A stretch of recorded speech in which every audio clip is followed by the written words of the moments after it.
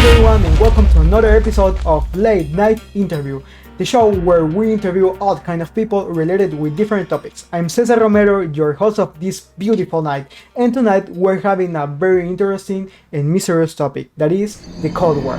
Tonight we're going to be interviewing 4 different people that lived this bad event with different perspectives, so let's start.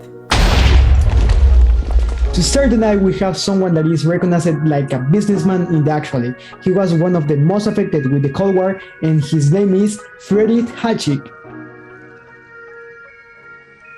Good night, Friedrich.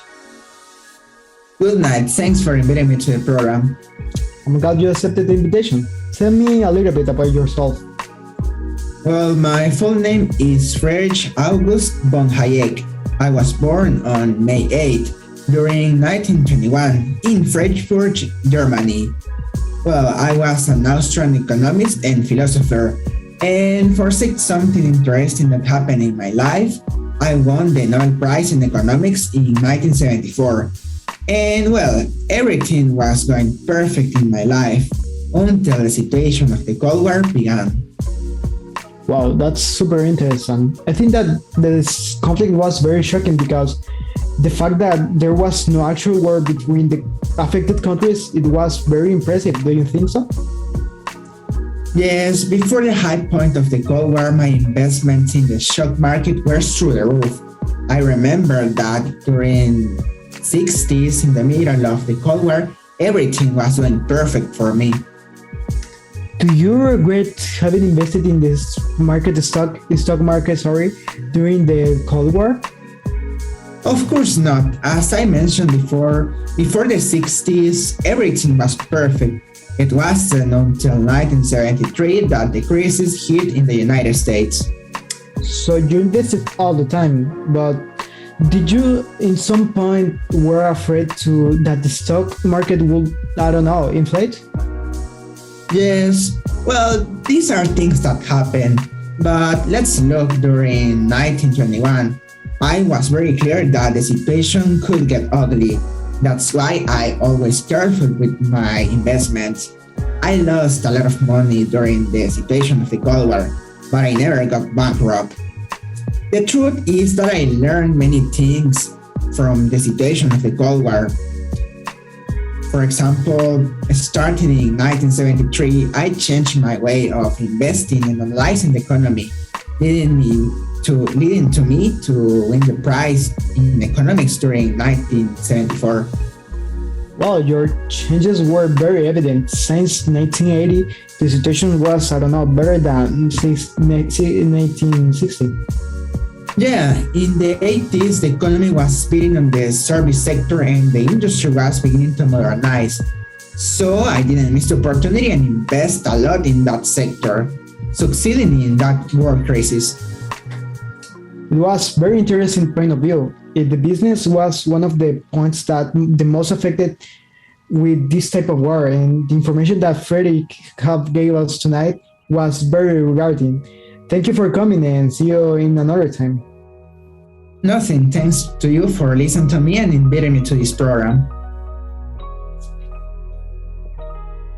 Now we're passing with someone that we can consider like a normal person, but he has some experience to tell. He's a survivor of this war and his name is Mohamed Havidi. Hi Mohamed, how are you? Fine, thanks. All right, could you tell us a little bit about yourself? Well, my name is Mohamed Havidi. I'm a survivor from the Civil War from the Lebanon. I was a father of 2 children that I had to feed every day. At the time, I used to work as a teacher in a public school, and I lived in Beirut, the capital of Lebanon. Wow, that's incredible, seriously. Yes, and it was hard for me and for my family to survive in Beirut during the bombing, you know what I mean? Yeah, wow. Have you already thought about that? Yes, I had to work while the other people were shooting each other. Sometimes I reflect on that, on what I experienced, and I think the whole situation was very great, you know what I mean? Things that I never thought I would experience. Yeah, I can imagine. Did you ever think about you could die with your family? Fortunately, yes, I did many times in the morning. I thought that someday I could go to work and never see my family again. Wow, that seems very tough, man. Yeah, but I had to hide it from my family since I didn't want to worry them. The situation was already bad enough to make it worse. Apart from the fact that in life you should never be negative, and even if you think negative things, you always have to show your best side to the others. But you never told something about the whole situation to your wife? I did talk about it with her, right? But since I was the man from the house, I could not speak in such a way that it worried her, and she believed that I was saying was a farewell letter, right? We just touched the subject, but we don't go that deep. We just plan what to do in the face of adversity. And what about your kids? At first, my wife and I didn't want to tell them anything, right? They were little kiddos, and they would not understand the situation because the situation was very complex. And obviously, as they grew up, we told them things, but not everything that we thought. As I already said, we did not want to worry them. We only wanted to advise them to avoid the problems. Wow, a good man with two children that was affected by the Cold War. Then how impressive was the Cold War that even affected the good people. It was very grateful to have you here, Mohammed. And thank you again to coming to the program and tell all about your experience. And now we're passing with someone that lived the war in his own flesh. He was in the first line of the US defense and his name is Henry Bell. Hi Henry Bell, how are you? Hi, hello. Well, I'm fine, thanks. Glad to be here. Well, it's a pleasure to have you here. And let's go to the point. If I'm not wrong, you were a soldier that went to Vietnam, right? Yes, I was. Well, I'm surprised that you came back. Oh, you don't have to mention it. I'm surprised too. Yeah, those service years were tough. Oh man, I can't imagine what you went through.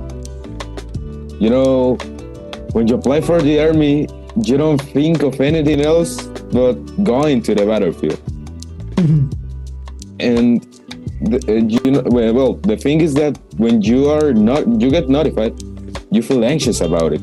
And when you get there, you don't really know what you have to do. You just follow orders. So we can say that you were nervous when you got there. I wouldn't say just nervous. I was scared and concerned about what I was going to get told to do by the mayor. Well, what were some of the things that you had to do? There are a lot, but I got one stuck in my head. All right, go ahead. Okay, I don't really remember when it was. I just remember that it was raining and that we had to get to a Vietnamese camp. The thing is that we got there, but when my friend Rick, rest in peace for him, entered the camp, he activated something and his foot had exploded. It was a trap. We tried to go back, but the Vietnamese were there.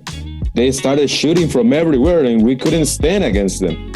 And I just remember that I got to hear my Major Tom say through radio, "They tend us a trap. Let the birds go." What did he mean with that? Well, in a minute you could hear a lot of planes to the distance. And I started to hear some Vietnamese screaming things, and then the planes were bombing us. Oh my God, what happened next? Then I fell unconscious. I just heard an explosion and I fell unconscious. And then I woke up in pain on a bed with around 10 more men on the sides. I don't really know how, but I survived that. Wow, Henry, that's a proud history. And I'm glad that you are here to tell the history to all the people here. Oh, no worries, man. It is an honor to be here. I'm glad that you invited me here. Well, just to finish this part, what advice would you give to the people that wants to enter to the army or are already in it? All right, guys, if you want to enter the army, think about it twice. And if you are in the army, don't make any friends because you don't know if both of you are going to come back home. All right, Henry, that's a thought message. It was super interesting to know your point of view and that this let us think about how difficult it was to be a soldier in that time. Thank you for coming, and I hope see you in another time. Oh, and man, I forgot this. I brought something for you. It's not a big deal, but this thing, my Major Tom gave it to me. So, and I used them when I was in war. And well, I want you to have them, and they're there. All right. Oh, they are glasses. Thank you. Yeah. I imagine the feelings that you have with these glasses and all the things that you remember with it. Yeah, they have a lot of history. Yeah, thank you. No. I'll see you next time. Okay, goodbye. Thanks. And to final this program, we have a super special guest. He was one of the presidents that was involved in this conflict, and his name is Leonid Brezhnev. So good. Leonid Brezhnev, is that you? Yes, the president of the Soviet Union between the years of 1964 and 1982. Wow, man, it's a pleasure to have you here. Could you tell us about your history? Of course I could. I was born in December, the 6th day of this month, in what is now called Ukraine. I was the General Secretary of the Central Committee of the Communist Party of the Soviet Union, which presided over the country from 1964 until my death in 1982. Wow, man, believe me, it's really crazy to have you here. So tell me, what did it mean to be the president of the Soviet Union during the war? It was really not easy. Being the president of any country is not easy. No, let's start from the fact that I was the president of a world power like the Soviet Union. There were threats of nuclear war with the cousin, right? In my hands. You're not naming the United States of America? Who? Okay.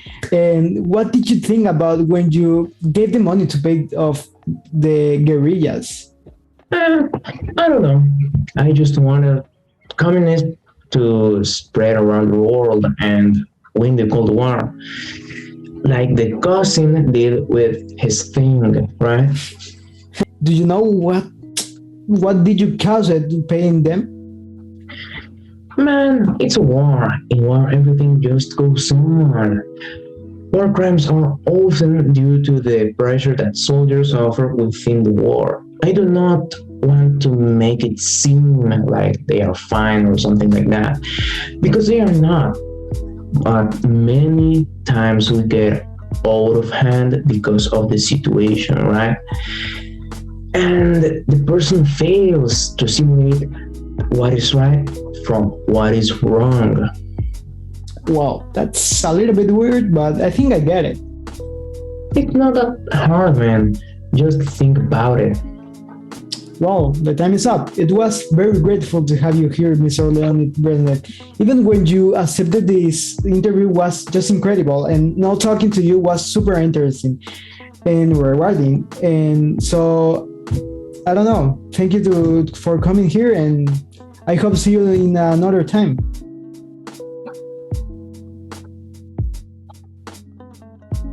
Wow, that was all for this super interesting night. Thank you for synchronizing us and see you next time in Late Night Interview.